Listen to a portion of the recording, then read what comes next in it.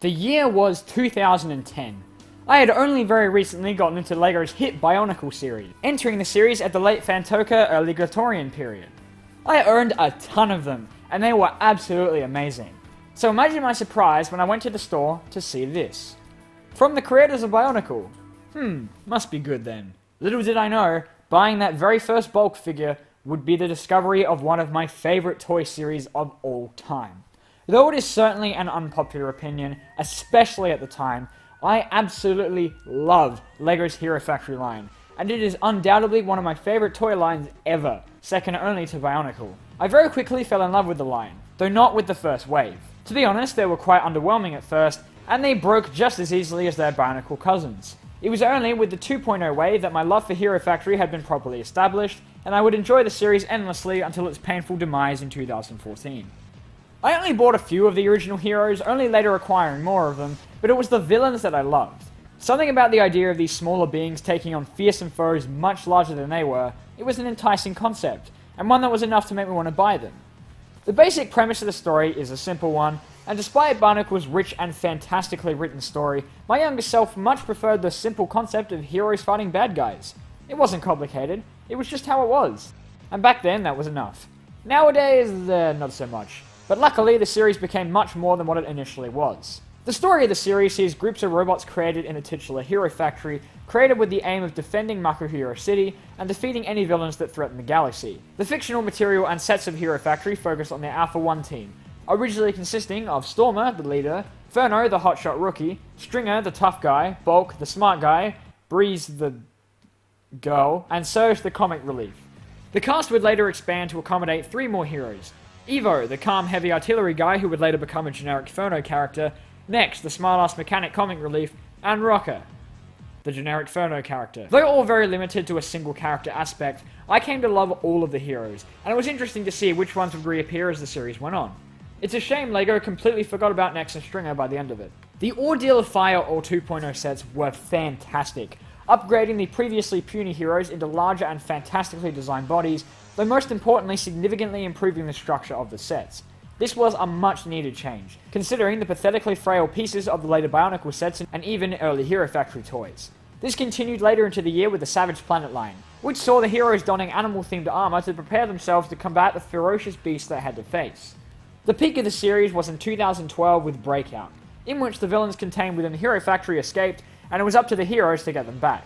This led to designs for the figures that were drastically different from one another, as the heroes had to have different armor and weapons to face the different foes.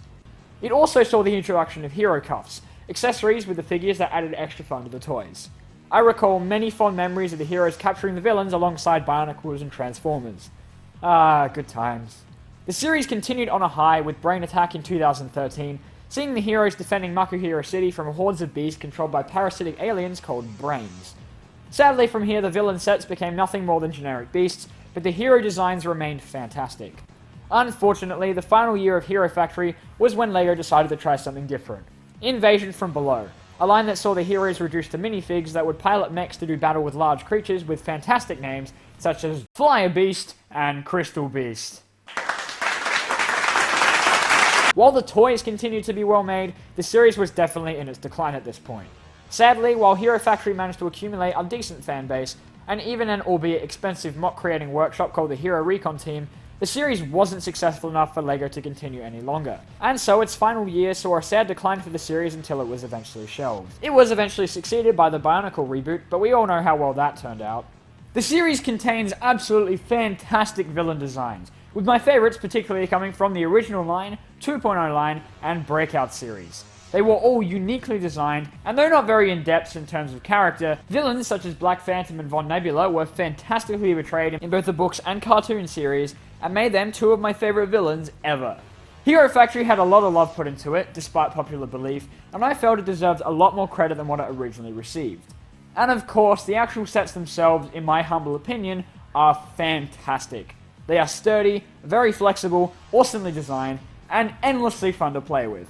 I most likely own more Hero Factory figures than I do anything ever. I spent a lot of time in my youth just creating as many mocks as I could, and credit goes to a childhood friend of mine who has an absolutely amazing talent for doing so. Some of his designs were absolutely fantastic. Sadly, this was the best I could do. Oh, and by the way, if anyone out there has Surge 2.0, gimme. The best thing LEGO did for the series was introduce an animated cartoon, beginning with a fantastic 4-part series based on the original line, before slowing down to 1 episode per theme, minus Breakout's 2-part movie. Much like the fantastic Glatorian movie of Bionicle, the cartoon of Hero Factory properly explored the characters and villains and placed them in awesome adventures and scenarios rather than creating a blatant advertisement. Episodes were epic, and I still enjoy watching them to this day. Particularly the Breakout and Brain Attack episodes, which upped the ante of violence, character development, and story, and came up with creative ways to showcase the sets and use them in the episode. The animated series is amazing, and is a great example of a toy line tie-in done right. It was a damn shame that the final episode, Invasion from Below, very clearly had no effort put into it whatsoever.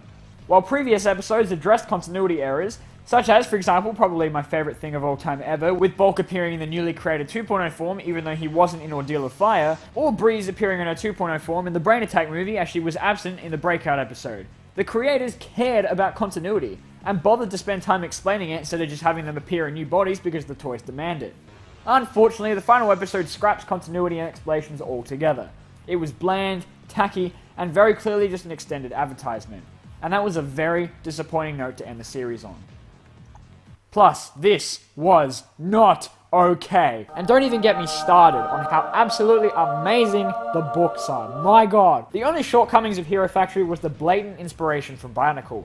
Even if it wasn't trying to, Hero Factory could never replace Bionicle. Many of the heroes are very reminiscent of the Toa, and as such a lot of their personalities are quite bland and based simply on a single gimmick, which was very apparent in the show. That's not to say the writers didn't try, however, and characters such as Furno, Surge, and Evo quickly became some of my favourite characters of all time. That's not to say I am blind to Hero Factory's flaws. The series does not even compare to Bionicle, both in fiction and the sets.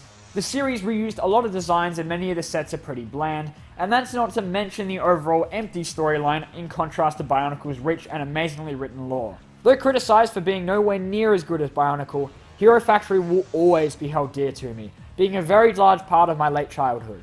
I grew to love the characters, the story, the large amounts of sets I owned, and the series as a whole, and the announcement of Hero Factory's cancellation stung even more than the cancellation of Bionicle way back when. Though it is now over and soon to be completely forgotten, most likely replaced yet again, Hero Factory will forever be one of my favourite toy lines ever created, and I will never forget the fond memories I have of it during my childhood. Thanks for watching.